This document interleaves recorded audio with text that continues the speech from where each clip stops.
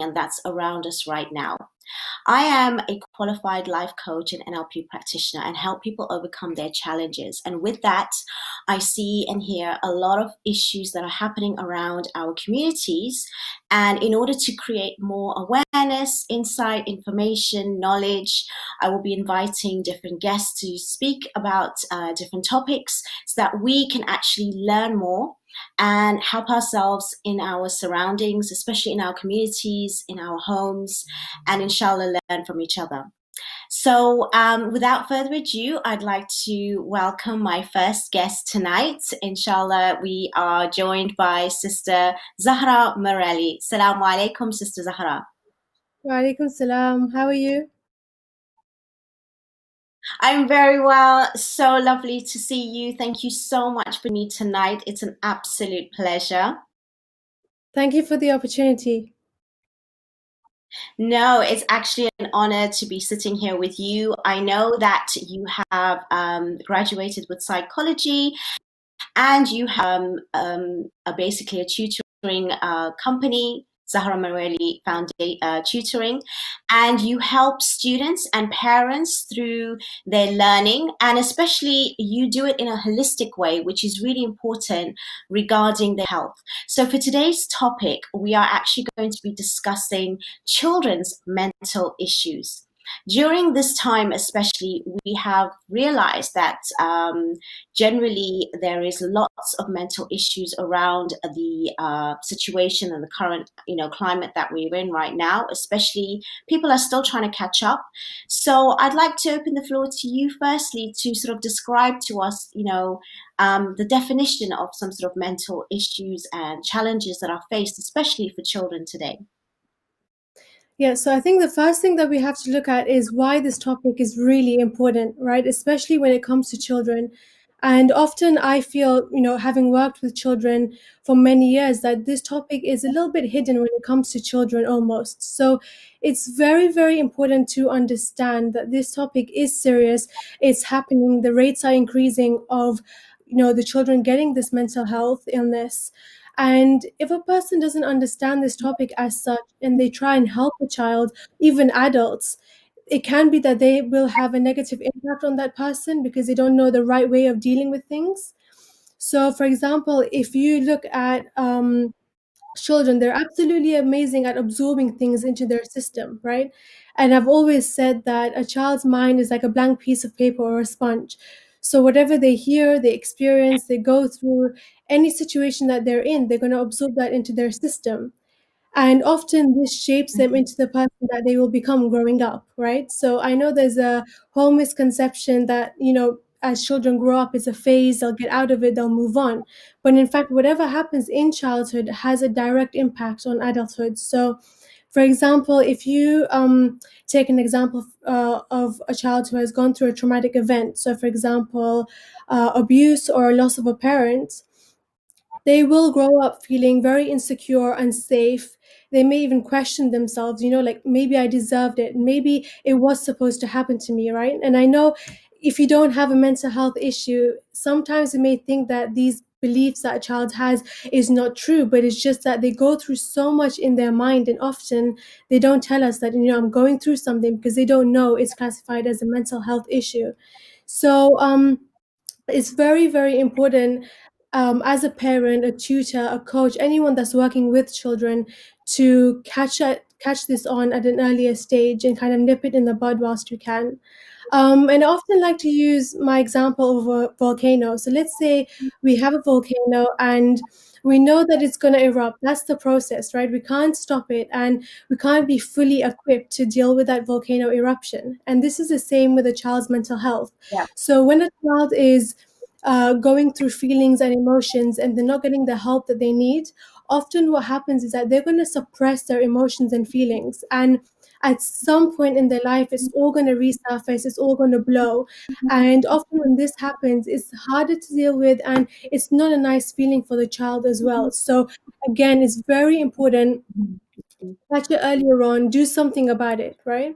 Now, I was just researching and I wanted to go into a few statistics because I feel that's very important and it shows that mental health is really serious. So, unfortunately, 1 in 10 children will suffer from a mental health issue, of which 70% of children don't get the help they need. Now, if you look at it, 70%, that's a massive number, right? So we could be meeting children on a daily basis. They might be going through something, but they're just carrying that burden on their shoulders and they may not be getting the help that they need. And out of that, 50% of children will have a mental health disorder by the age of 14, right? And if you look at age of 14, that's, at the age of 14, I didn't have any of these issues. I didn't know that there was mental health, right?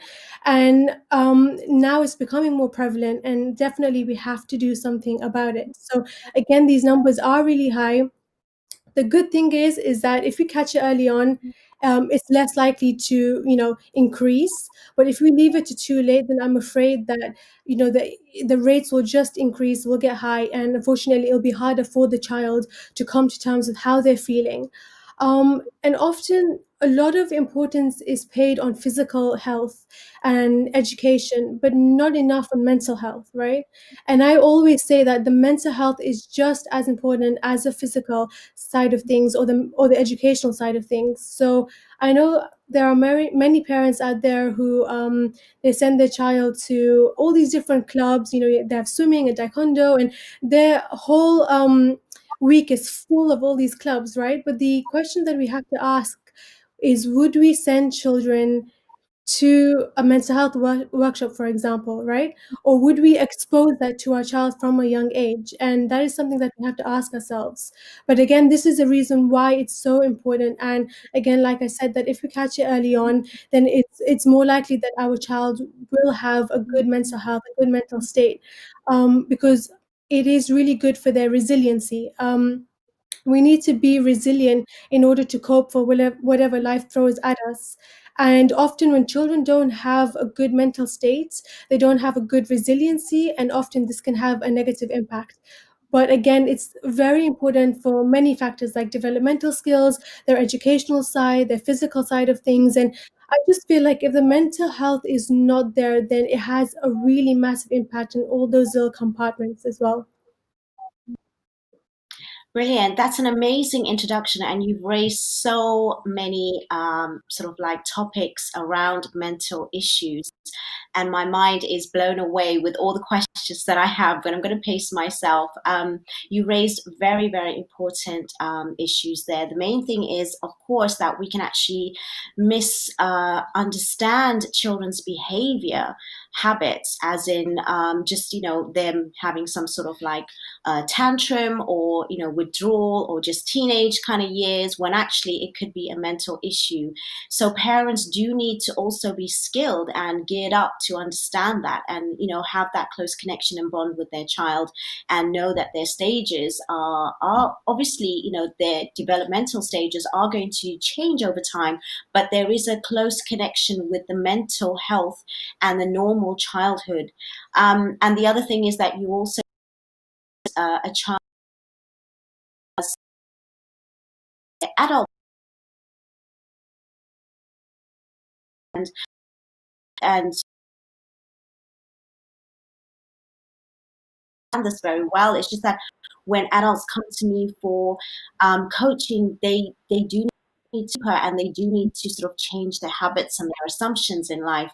The other thing you mentioned, which is really important, is that we do need to obviously understand the ways in which we need to help our children. I think that's something that you need to give us some tips for, because we constantly sending them to these clubs, and the secular education is really important, and yes, we do need that in our life, but actually identifying sort of like the core skills of resilience and able to deal with challenge and adversity and failure and things like that are even more important to a child's upbringing and their mental well-being. Personally, when I've even coached very, very well-to-do entrepreneurs, top of their game, but they're really not successful in their relationships, for example, or if they're okay with their relationships, then they are lacking in confidence, or they're lacking in self-esteem. So all of that does stem from childhood. So what would be the next sort of stage that you would like to discuss when bringing us back to the topic of children's mental health, because I know you've got a system of, sort of like speaking about it, because obviously introduction. So I'm not going to really question you. I'm going to let you do the next sort of section as to what you plan for this talk next. Yes, so we have to look at the what kind of mental health disorders are out there, right? There are so many, but I've chosen one that become more prevalent in children at a younger age. So I've classified them into the invisible disorders and visible disorders, just so that the viewers understand better this topic. So we have some visible disorders such as self-harm, eating disorders. There is also ADHD. And all these disorders, what they have in common is that you can visibly see the changes within the child. So, if we take an example of ADHD, we can see that there are some changes in their behavior. Similar with eating disorders, you can see that, okay, this child is not eating properly, losing weight drastically, and of course, unfortunately, in some situations, they may even throw up that food out as well, which is related to eating disorder. But then you have some disorders which are invisible, which you just don't tell the child, or even as adults, that we're going through something like anxiety and depression. And with these two, they creep in very, very slowly. And often the diagnosis for this takes a pretty long time. And if you think about it, as adults, when we're going through something, the minute we walk out the door, we're happy, we're laughing, we're smiling. We don't really show to people that we're going through something. But when we come home, it's a whole different story. We can be ourselves, right? And I would say we can be ourselves with a handful of people, right? And as children get older, I'd say maybe they go to their teenage years and they have anxiety and depression. They often think that this is a weakness. And what I really want to put out and tell the viewers and the parents that are watching, that if your child is going through a mental health issue, it's a sign of not weakness, but it's strength to wake up every morning carrying this big burden, this big illness, and brushing your teeth, waking up, doing tasks. That takes a lot of courage, right? And if you can just have a growth mindset and kind of just like flip it around and see our mental health Yeah. almost as a positive thing. I know that it takes a lot of work, but if we see it as, you know what, I am strong because I'm coping with something that it's so big, then we can really help our children in that way. So yeah, we focus on the invisible disorders, the visible disorders, and I do want to go into some signs as well, of what parents should look out for when it comes to their children.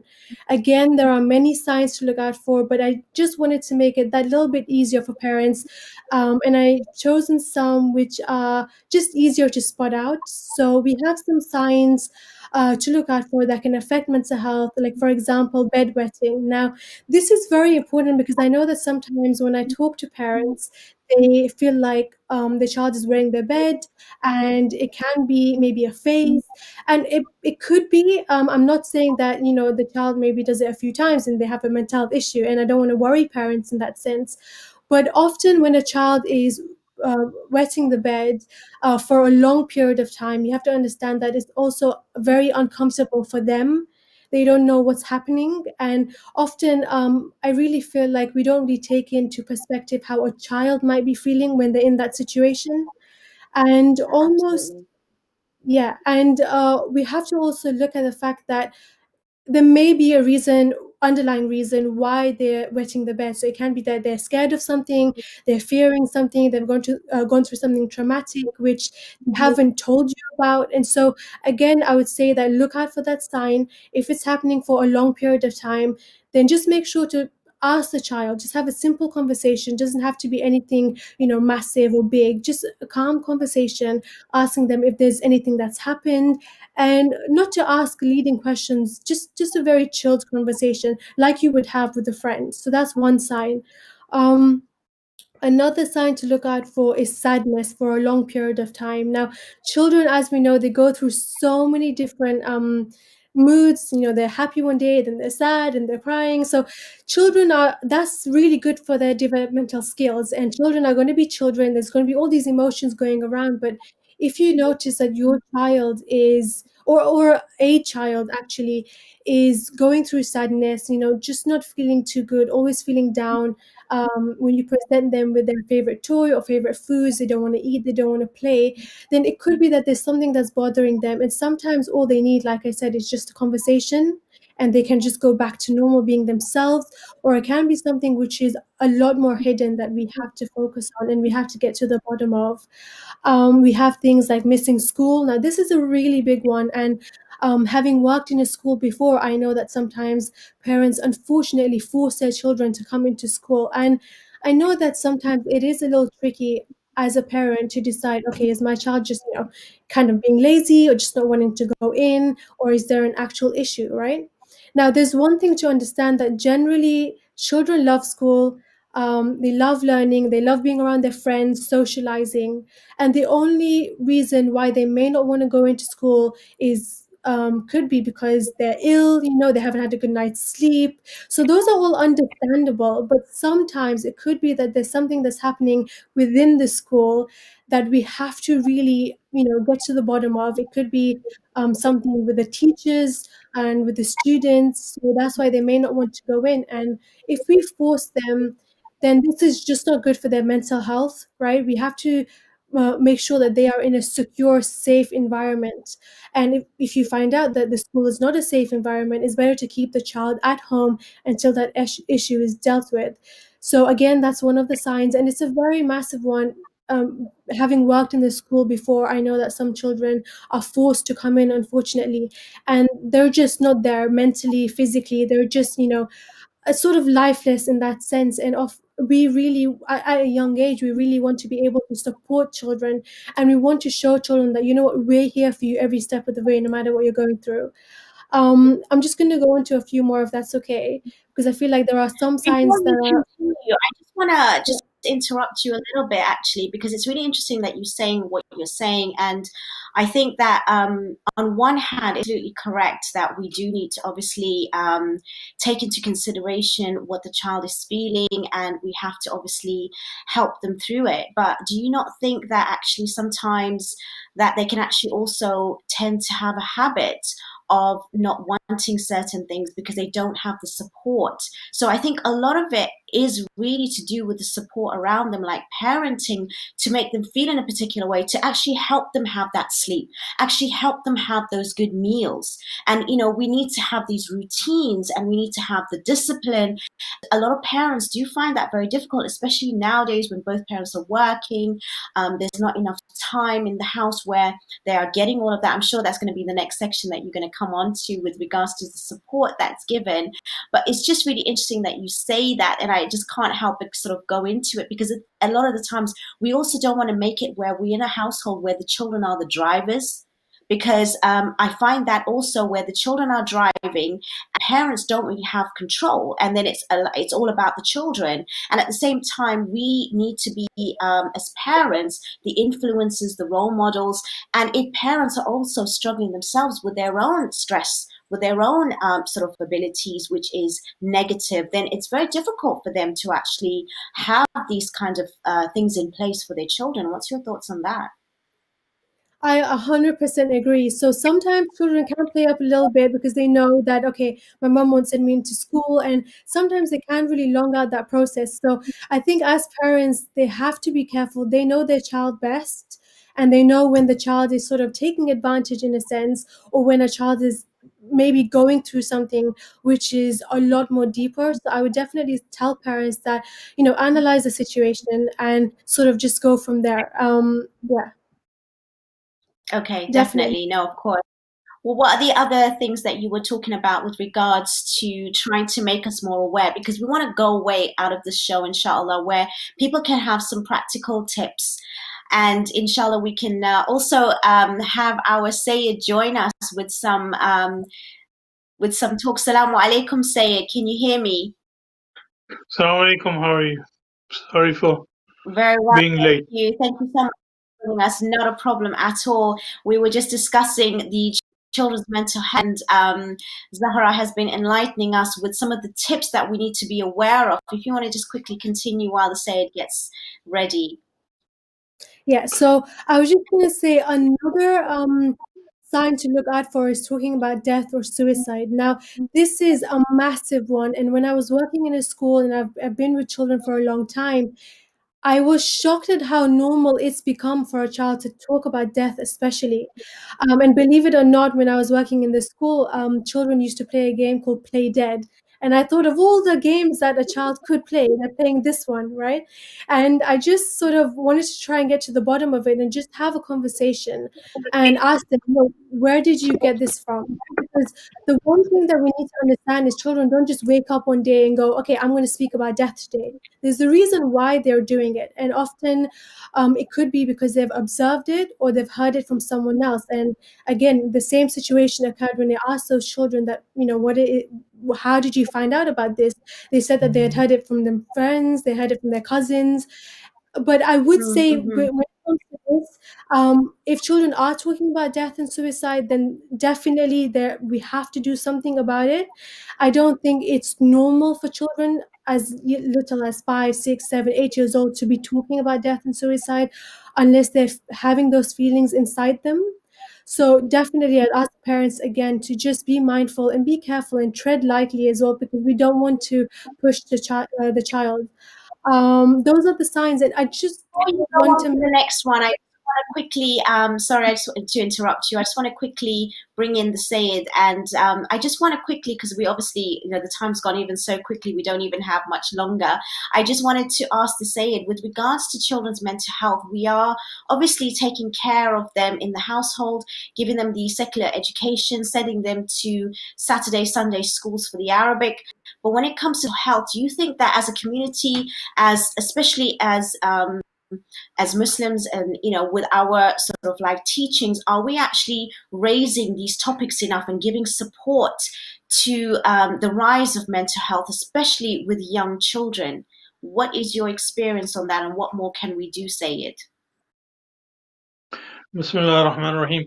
Well, Islam does recognize the importance of upbringing of child from very early stages, and according to Islamic teaching, this is the stage when the children, the culture, the values, and everything is carved in their mind in a very early stages of their lives. I remember some of my teachers saying that although they belong to the families of ulama and scholars, they would say that whatever mother did at home in front of them has been carved into their mind as as a religion, and even though it may not they may not have a reason to believe in what they have been told, but uh, what I'm trying to say is that children witness and monitor everything that is happening around them, and it is very important how we bring them up and how we take care of them in very early stages of life. I have repeatedly given this example that Prophet Muhammad once was brought a child. They used to bring children to Prophet Muhammad sallallahu alaihi wasallam to do adhan, especially newborn child. And this shows that even a newborn child had importance in the mind of Prophet Muhammad sallallahu alaihi wasallam. So while he was doing adhan in the ear of the child, adhan and iqama in the ears of the child urinated, and the nurse or the lady who had brought the child to Prophet Muhammad suddenly he felt ashamed and snatched the child away from Prophet Muhammad's lap while the child had urinated. And Prophet Muhammad got angry with this nurse and lady and said to her that this urine can be washed, but the mental scar that you're creating in the mind of the child by snatching him away cannot be easily removed. And in this modern society, unfortunately, our younger children are exposed to every kind of violence, and domestic violence is very common in front of children. and parents don't even think that the way father or mother behaving towards each other, if even it is witnessed by a newborn child, can create a mental scar in the mind of the child. Yeah, and also in Islamic jurisprudence, we have ruling that uh, when the husband and wife are having intimate relationship, there should not be another breathing, even a child in that room. So they want to not let the child observe these things or witness these things, which remains in their mind like a carving. So Islam gives a lot of emphasis on this. I think you've raised really important points there, which even makes me think about another topic altogether with regards to how parents actually parent.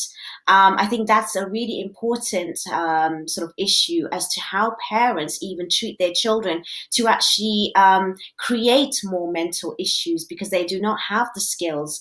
And a lot of parents say, I hear a lot of the times that, yeah, they're sleeping in my room till they're about so many years old. And, what does that even, mean for the actual relationship between spouses or even the actual, the state of the mind of the child? So that's definitely absolutely correct. And I'm glad that you brought that up. Thank you so much, Syed. Back to you, Zahra. As you were talking about the differences, we've only got about maybe another 10 minutes. Could you kind of like summarize to the actual more tips that we need to be aware of and also some last points with that coming along? Okay, so I'm just going to go through it quickly because there are some really important points, like the Sayed said. But I just want to just briefly go through some of the causes of mental health issues. So we have bullying, we have comparison, judgment, and especially the social media, right? Especially when it comes to bullying, I've heard a lot of parents when the child comes to them and says, I'm going through something, or this person said that to me, or that person said that to me. They'll be like, no, it's fine, it's okay. It's like you're pushing it to the side, and often when that happens, not only are you teaching them that you're not listening and you're not observing how they're going through it and you're not respecting what they're feeling, but at the same time, I feel like, what if it's not okay, right? What if it gets to such a point where they can't even come and tell you that they're going through something, right? Especially with judgment, it happens a lot in our communities, and I haven't directly seen a child being judged, and I don't want to see a child being judged either. But what I've seen the parents being judged for their parenting skills or for the way that they look, the way that they talk. And so it's also very important. But again, I know with time constraints, what I really want to get into. Zahra, I think we do have a caller online. Assalamu Okay. alaikum. Maulana and Zahra, welcome to this show. I think it's very interesting and the topic is also very interesting. Now, I don't know whether you had any chance to compare which part of the world where there is so much of this mental problem. Is it in the West or is it in the East? Or maybe within the same country, some parts may be far advanced than the other. I think if you have a look at that, and in my experience, I think where there is poverty, there is more mental problems there rather than in a society where things are not too bad. Now, in Europe especially, I mean, one thing which I've seen is both the parents are working. So the children are really out on the street. They don't have that love. The childhood has been snatched away. They grow up like an adult right from the beginning.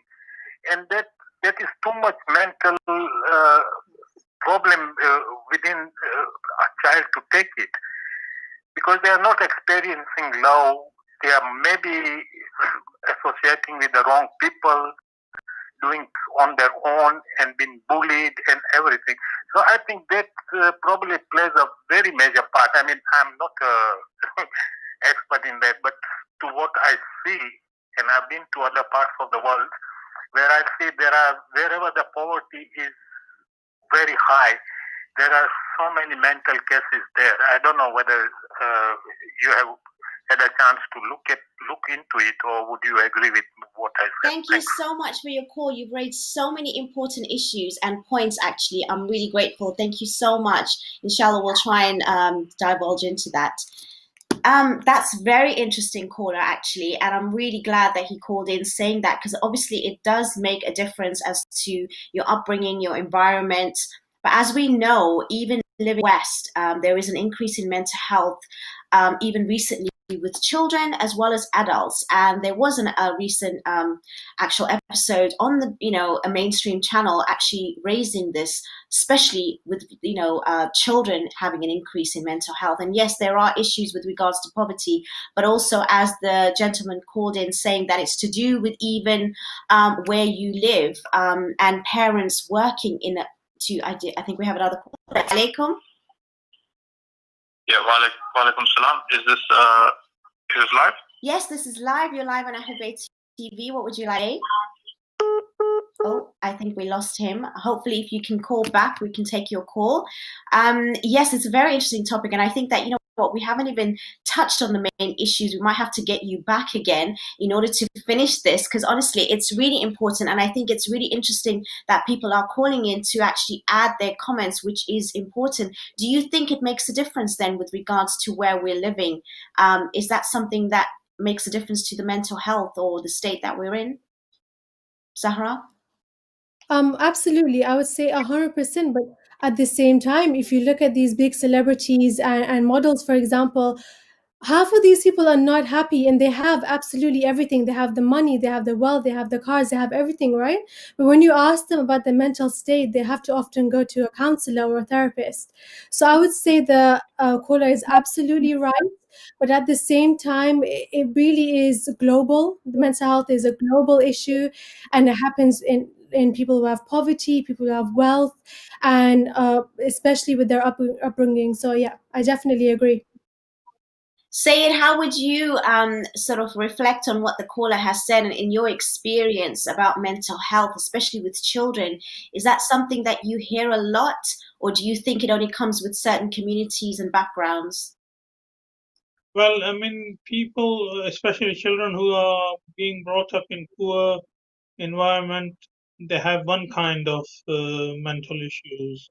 People who are being brought up in the countries with trouble, like wars and oppression and other things, they have another kind of mental issues. And children being brought up in the Western societies, where they have everything, but are being neglected by parents for different reasons, and they have different kind of issues. So we cannot generalize. We cannot say that all the children in the poor communities and societies have similar problems as the children brought up in the Western societies. They have problems, but the type of problems are different, and of course, obviously, the result of Very true. or reaction to the problem is different as well. Absolutely. That is so true. And there's a huge amount I can just speak about myself with regards to this, with regards to the mindset and how we think and how we act, and which is what Zahra was trying to say. But unfortunately, we have actually come to the end of the show. And I know that you've got so much more to say. And inshallah, we will invite you again to even continue and talk further with more tips. But as we are coming towards the end of the show, Zahra, with just about a minute left, would you like to maybe give some sort of last, statements, and especially with people that need to sort of reach out to yourself or anyone with regards to support? Yeah, so I had a lot to say, but I know that we don't have the time. So the one thing that I really want parents to take from today is be a friend to your child. So they know that you're the mom, you're the dad.